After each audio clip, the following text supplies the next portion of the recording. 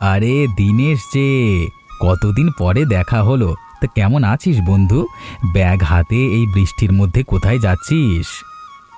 এই তো মোটামুটি আছি। ভালো আর কি করে থাকি বল, সংসার চালাতে হিমশিম খেয়ে যাচ্ছি। একমাত্র মেয়েটা খোঁড়া, ঠিকমতো চিকিৎসা করতে পারি না। তালের রস বিক্রি করে যা আয় হয় তা দিয়ে কোনো রকমের সংসারটা চলে। আরে তোর সাথে দেখা হলেই অভাবের কথা। সত্যি বলতে এত অভাব অনটনের কথা শুনতে আমার ভালো লাগে না। আমি দেখ কয়েক বছর চাকরি করতে না করতেই দুতলা বাড়ি করে ফেলেছি, আর এদিকে তুই তো জীবনে কিছুই করতে পারলি না। কি করব বল, সবার ভাগ্য তো একরকম হয় না। আমার জন্মটাই দুঃখ কষ্টের মধ্য দিয়ে। আমার কপালে কোনো দিন সুখ আসবে বলে মনে হয় না। মেয়েটা আমার কিছুদিন ধরে খিচুড়ি আর মাংস খেতে চাইছে, সেটা কিনে খাওয়ানোর মতো পয়সাও আমার কাছে নেই। সত্যি কথা বলতে তোর মতো বন্ধুর পরিচয় দিতেও আমার লজ্জা লাগে। আমাদের অন্য বন্ধুদের দিকে তাকিয়ে দেখ, তারা সবাই ভালো চাকরি করে, কেউ ডাক্তার, কেউ ইঞ্জিনিয়ার, কেউ আবার সরকারি চাকরি করে।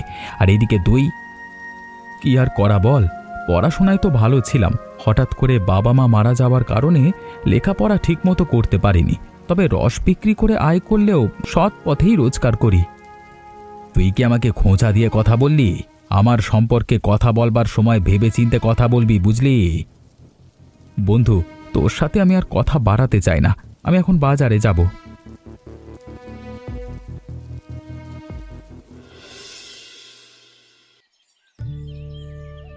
বাবা, সাবধানে নামো। তুমি গাছে উঠলে আমার খুব ভয় করে। এই তো আমি চলে এসেছি।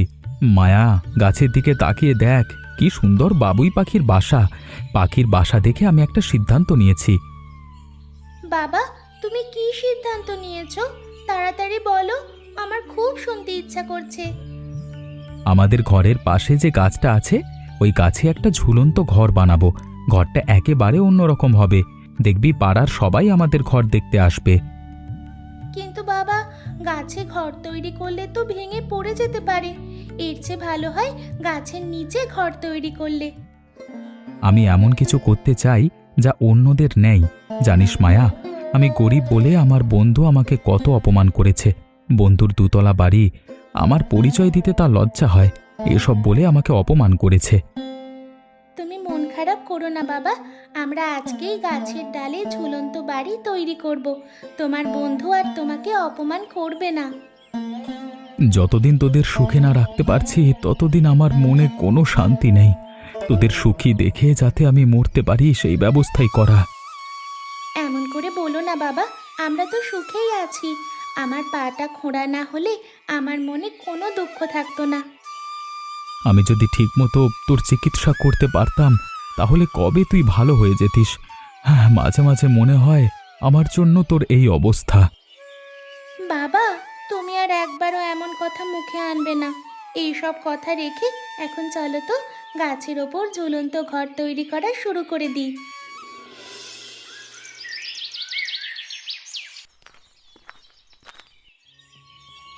মা, মা, বড় বিপদ হয়ে গেছে। কি হয়েছে রে? এভাবে দৌড়াচ্ছিস কেন?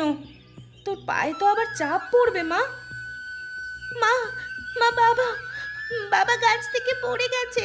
ঝুলন্ত ঘর বানাতে গিয়ে পা পিছলে নিচে পড়ে গেছে, উঠতে পারছে না। মা, আমি বাবাকে ডাকলাম, কিন্তু বাবা শুধু কাতরাচ্ছে, উঠতে পারলো না। হায় সৃষ্টিকর্তা, আমি তো কতবার মানা করেছিলাম, বলেছিলাম এমন ঝুঁকি নিও না। চল চল, তাড়াতাড়ি চল।